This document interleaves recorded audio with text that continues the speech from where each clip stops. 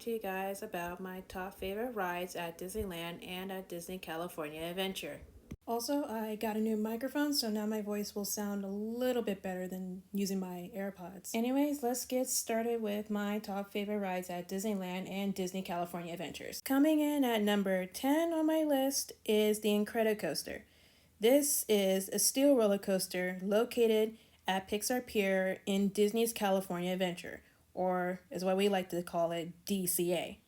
Now, this used to be California Screamin' in Paradise Pier, but in 2018, they changed Paradise Pier into Pixar Pier. Now, this is the only roller coaster at the Disneyland Resort with an inversion. And the reason why I have this ride at number 10 is because mostly I like California Screamin' a lot better. Plus, Incredicoaster does tend to break down a lot more than the previous ride.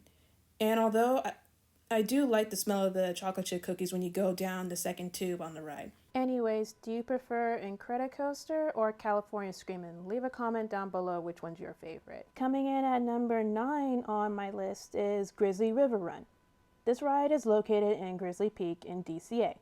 It's similar to the Cali River's Rapids in Disney's Animal Kingdom at Disney World, but it's distinctive as the rafts are engineered to spin as they descend the chutes. And I haven't been on the Cali River Rapids rides yet, but hopefully I will. I like this ride because for some odd, strange reason, I don't get soaked at the end. Like whenever I ride with my friends, they mostly get soaked, but I'm like a little bit wet, but not like completely drenched. And unlike the Rapids ride at Knott's, it's very different because I know they updated the one at Knott's, but this one's still fun too. And, you know, like most water rides at the Disneyland Resort, they are usually closed during the winter season for refurbishments. Just for a little tidbit, I would recommend getting a poncho for this ride because, like I said, you can get soaked on this ride, unlike me.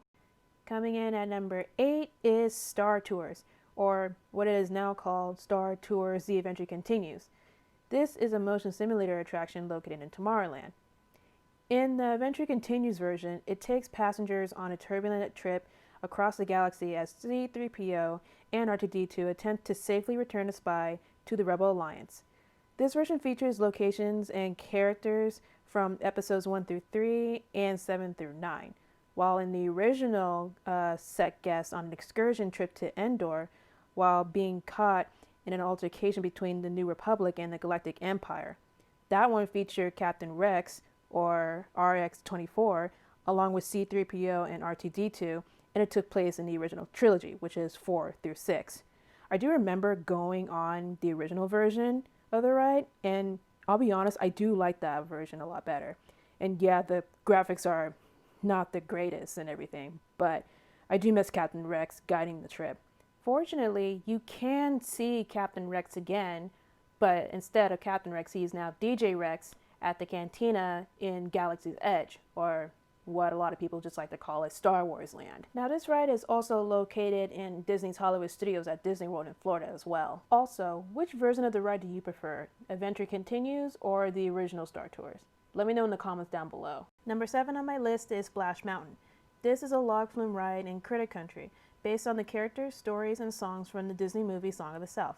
Unlike the one at Disney World, the logs are single-filled seats, while the one at Disney World is 2-person per row. One cool fact that I learned is that a few years ago, when the ride was being built, it went over budget, and they had to close the ride America Sings and use the audio animatronics over there to put in Splash Mountain. And this ride I usually do get soaked on. I hope this ride stays the same, because I would hate to see it get changed or rethemed.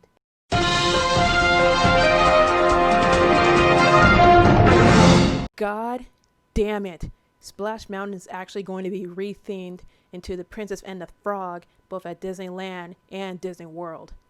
You know, I'm really starting to hate 2020 now. It'd be best if they just gave Tiana her own new ride instead of just covering it over Splash Mountain, honestly. Anyways, coming in at number 6 on my list is Big Thunder Mountain Railroad. This ride is located in Frontierland at Disneyland. This ride also exists in Disney World at Magic Kingdom, Disneyland Paris, and Tokyo Disney.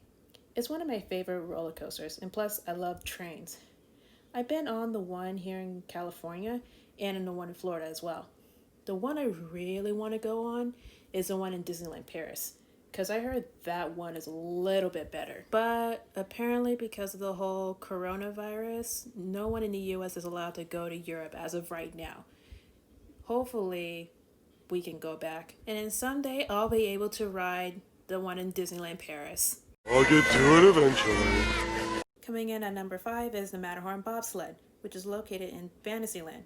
This is an intertwined steel roller coaster modeled after the Matterhorn, a mountain in the Alps on the border of Switzerland and Italy.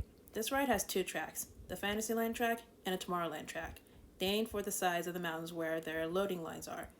When I was little, I remember the bobsleds had lap seating where you can fit like 8 people in the ride, but now it's a single seating and can only have 6 people on the bobsled. Oh, and don't forget to look for the Abominable Snowman. It got updated as well. Coming in at number 4 is Indiana Jones Ride, located in Adventureland.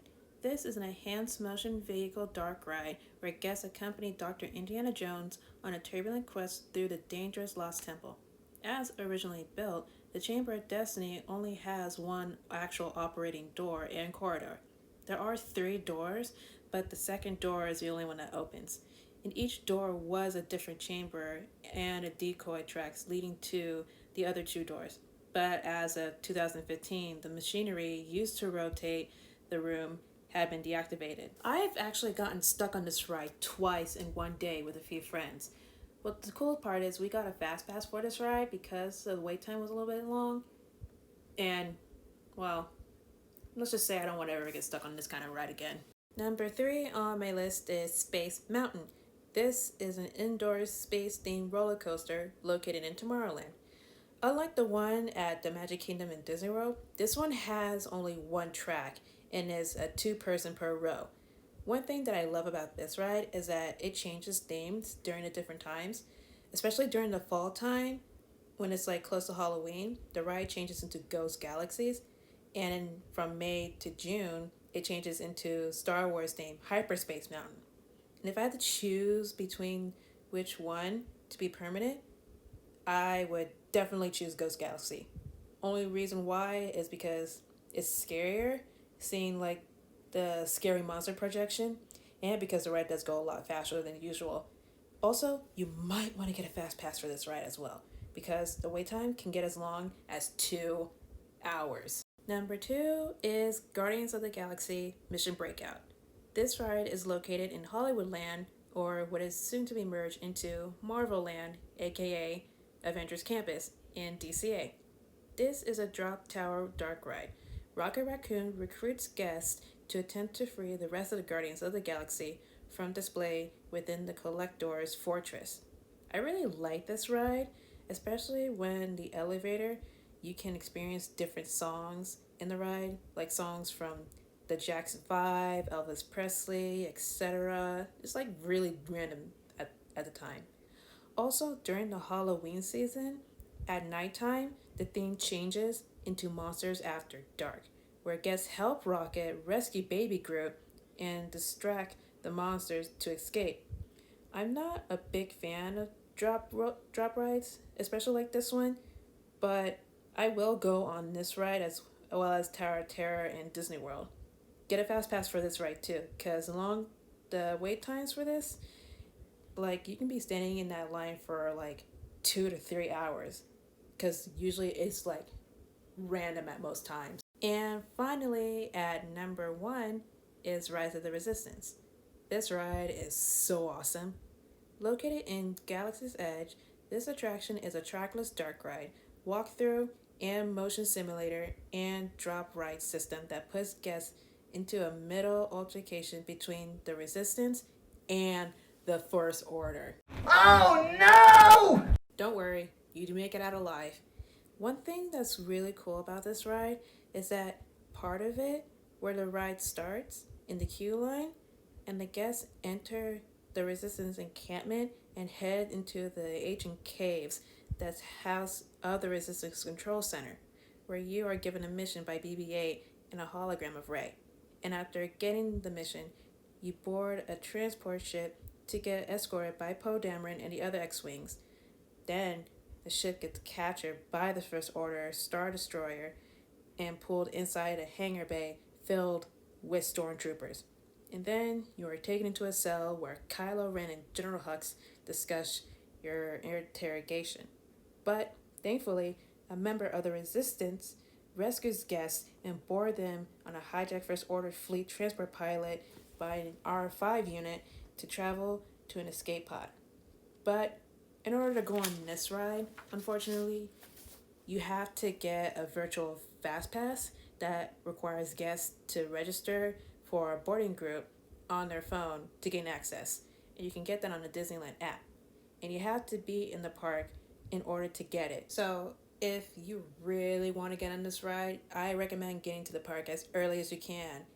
So that way you can try to be able to at least get a boarding pass. And yes, this ride is also in Florida too, at Disney's Hollywood Studios. Both the same, no big difference at all. So yeah, I've been on both of them. No big difference. This ride is really, really cool too. I mean, the machinery and everything, like especially like the guns when they're shooting out at like the different ships too. I mean, that must have cost Disney a lot. Like a lot. It's insane, honestly, how much time and effort they put into this ride. It's really cool. I definitely recommend that you try this out. Anyways, those are my top favorite rides at Disneyland and California Adventure. Anyways, guys, thanks again for watching. Don't forget to like, share, and subscribe. Leave a comment on what your favorite ride from Disneyland and Disney California Adventure is in the comment section below. Also, hoping to do reviews pretty soon. My two different OCs are going to be coming out pretty soon as well. And I'll see y'all in the next video.